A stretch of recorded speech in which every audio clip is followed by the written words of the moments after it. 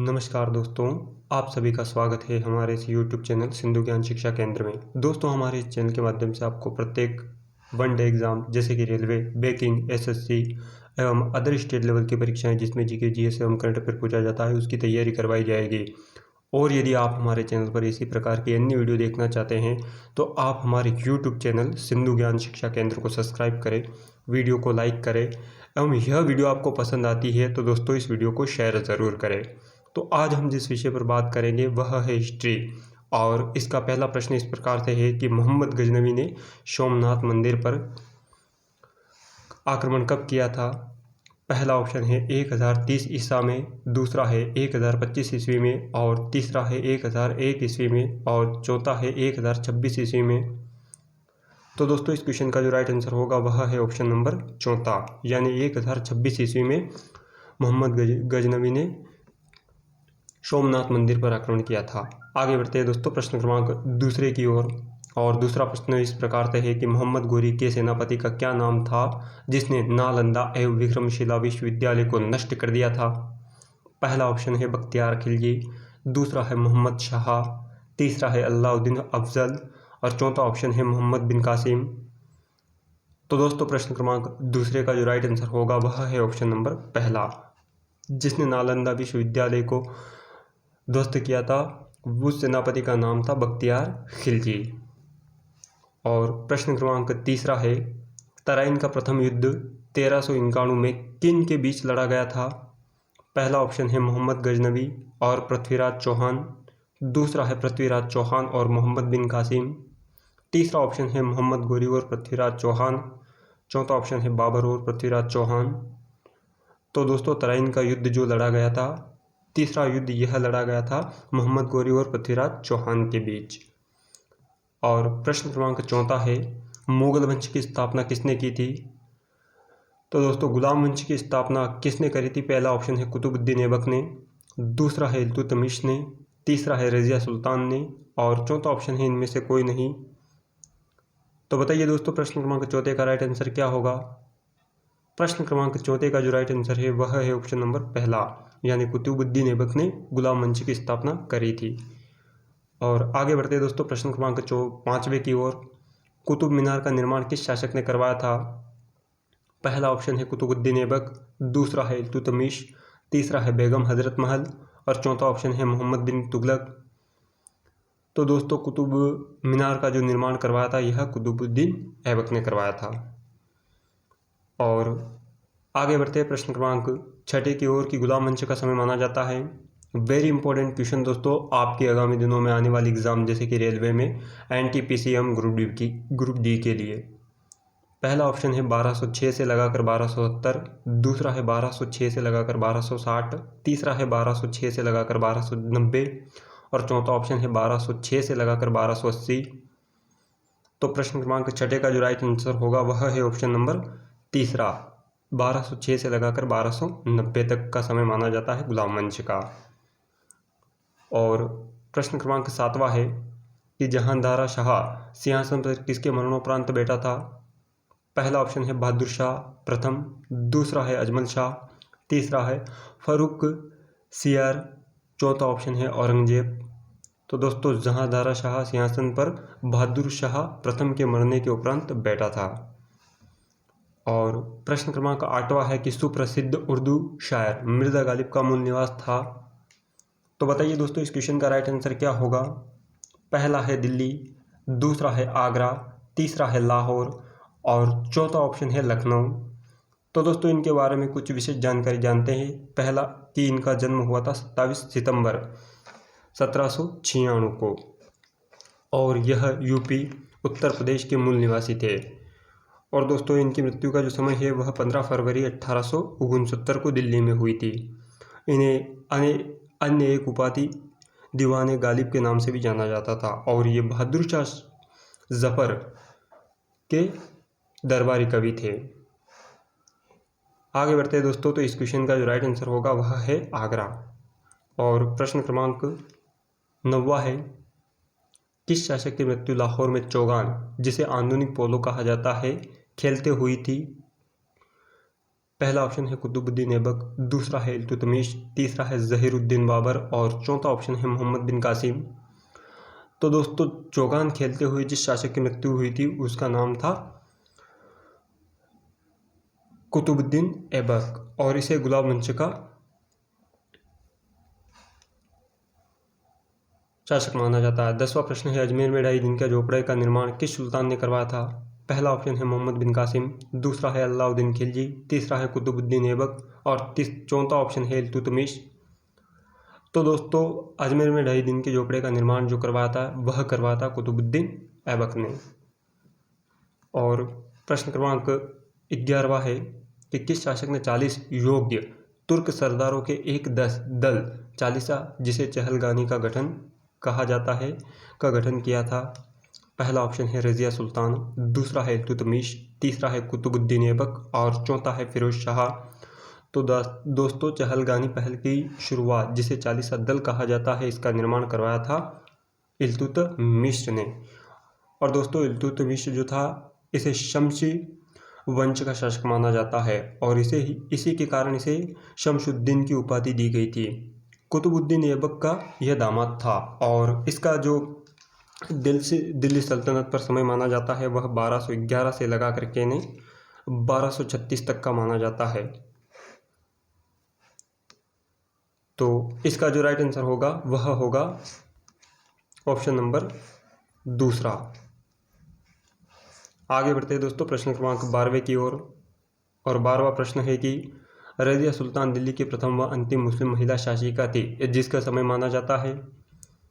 तो दोस्तों मैंने जैसा कि आगे बताया कि इल्तुतमिश के बाद जो इल्तुतमिश का था समय था वह 1236 था और ठीक इनके बाद जो दिल्ली सल्तनत पर शासनकाल था वह था रज़िया सुल्तान का। तो इनका जो समय माना जाता है वह माना जाता है 1236 से लगाकर 1240 तक, यानी 4 साल तक दिल्ली सल्तनत का जो समय रहा था वह रज़िया सुल्तान का रहा था। और प्रश्न क्रमांक 13वां है रज़िया सुल्तान किसकी बेटी थी?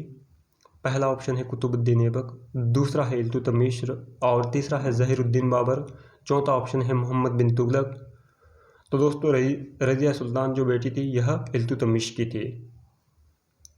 और आगे बढ़ते हैं दोस्तों प्रश्न क्रमांक 14वें की ओर कि किस सुल्तान ने चांदी का टका तथा तांबे का जित्तल नामक सिक्के चलाए थे? पहला ऑप्शन है इल्तुतमिश, दूसरा है कुतुबुद्दीन ऐबक, तीसरा है बख्तियार खिलजी और चौथा ऑप्शन है रज़िया सुल्तान। तो दोस्तों चांदी का टका और तांबे का जित्तल नामक की मुद्रा जो चलाई थी यह इल्तुतमिश ने चलाई थी। आगे बढ़ते हैं दोस्तों और प्रश्न क्रमांक 15वां है कि कुतुब मीनार के निर्माण कार्य को किसने पूरा करवाया था? तो दोस्तों कुतुब मीनार के निर्माण का कार्य जो पूरा करवाया था इसे बनाना स्टार्ट तो कुतुबुद्दीन ऐबक ने किया था और इसे पूरा इल्तुतमिश ने करवाया था। प्रश्न क्रमांक 16वां है, इससे पहले दोस्तों कुछ इंपॉर्टेंट फैक्ट जो खिलजी वंश से संबंधित है। बता दूं कि खिलजी वंश का जो समय माना जाता है यह 1290 से लगाकर 1320 तक का है और खिलजी वंश की स्थापना जलालुद्दीन खिलजी ने करी थी और अलाउद्दीन खिलजी को द्वितीय सिकंदर कहा जाता है। अलाउद्दीन खिलजी ने बाजार नियंत्रण प्रणाली की स्थापना भी करी थी और इसी के साथ साथ मुबारक शाह खिलजी ने अपने आप को खलीफा घोषित किया था। तो ये थे दोस्तों कुछ इंपॉर्टेंट फैक्ट जो कि आपकी एग्ज़ाम की दृष्टि से वेरी इंपॉर्टेंट है, तो आपने ज़रूर याद रखें या नोट डाउन करें।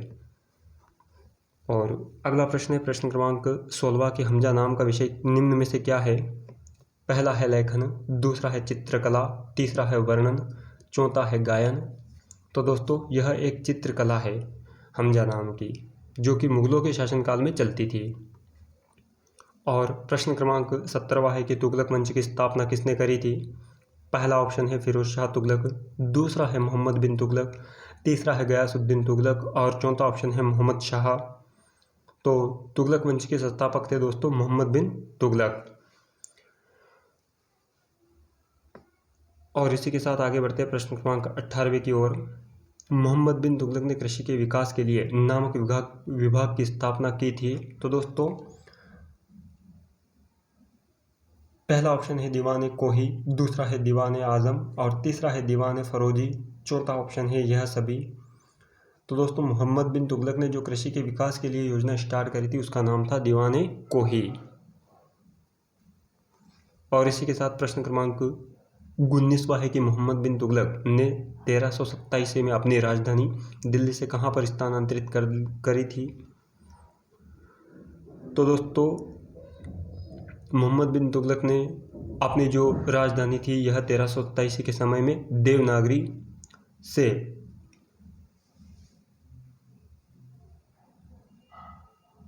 दिल्ली से देवनागरी स्थानांतरित कर दी थी।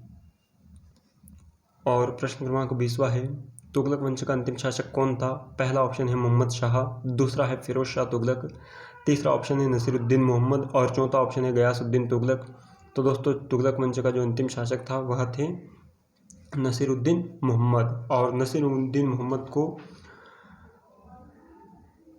जो था वह इसे शासनकाल में 1398 में इसके शासनकाल में जो है दोस्तों तैमूरलंग ने भारत पर आक्रमण किया था। तो तैमूरलंग ने जो भारत पर आक्रमण किया था वह किया था 1398 में, यानी किसके समय काल में, नसीरुद्दीन मोहम्मद के समय में भारत पर आक्रमण किया था। और इसी के साथ प्रश्न क्रमांक 21वां है। इससे पहले कुछ इंपॉर्टेंट फैक्ट है जो हम जानेंगे कि फिरोज शाह ने तुगलक वंश को बढ़ावा दिया था तथा सैनिकों को वेतन के रूप में भूमि प्रदान की थी। फिरोज शाह ने Hisar Firozabad, very important fact दोस्तों, आप इसे ज़रूर याद रखें। और हाँ साथियों, यदि आपको यह वीडियो पसंद आती है तो अपने दोस्तों के साथ इस वीडियो को शेयर करना ना भूलें। फिरोज शाह ने हिसार, फिरोज़ाबाद, फतेहाबाद, फिरोज शाह कोटला, जौनपुर आदि नगरों की स्थापना करवाई थी। और दिल्ली सल्तनत के इतिहास में तुगलक वंश का साम्राज्य सबसे अधिक विस्तृत था। मोहम्मद बिन तुगलक ने सांकेतिक मुद्रा को चलाया तथा किसानों को तकावी कर भी प्रदान इसी ने किया था। आगे बढ़ते हैं दोस्तों प्रश्न क्रमांक 21वें की ओर कि सैयद वंश की स्थापना 1414 में किसके द्वारा की गई थी। पहला ऑप्शन है ख्रीज खां, दूसरा है मोहम्मद शाह, तीसरा ऑप्शन है अहमद शाह, चौथा ऑप्शन है इनमें से कोई नहीं।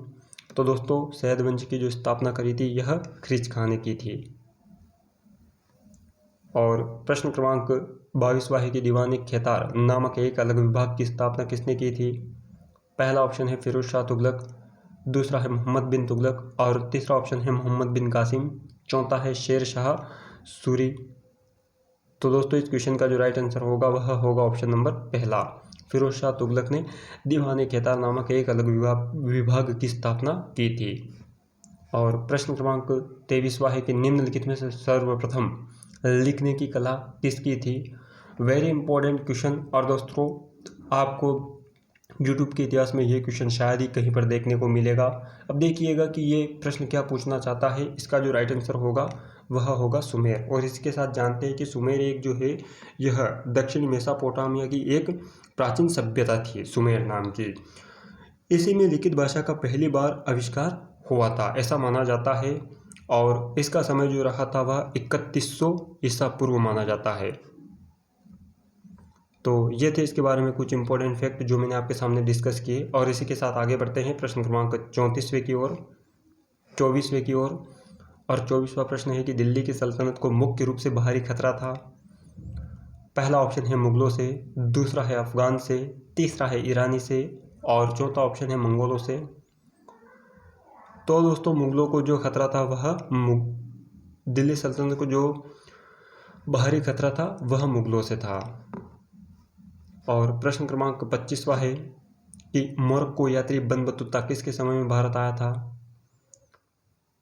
उम्मीद करता हूं दोस्तों इस प्रश्न का उत्तर आपको याद होगा, और नहीं भी है तो आप हमें कमेंट बॉक्स में कमेंट के माध्यम से बताएं। और यदि आप इस क्वेश्चन का आंसर जानना चाहते हैं तो आप हमारे आने वाली अगली वीडियो को ज़रूर देखें। और हाँ साथियों, यदि यह वीडियो आपको पसंद आई है तो आप इसे अपने दोस्तों के साथ शेयर करें। जय हिंद, जय भारत।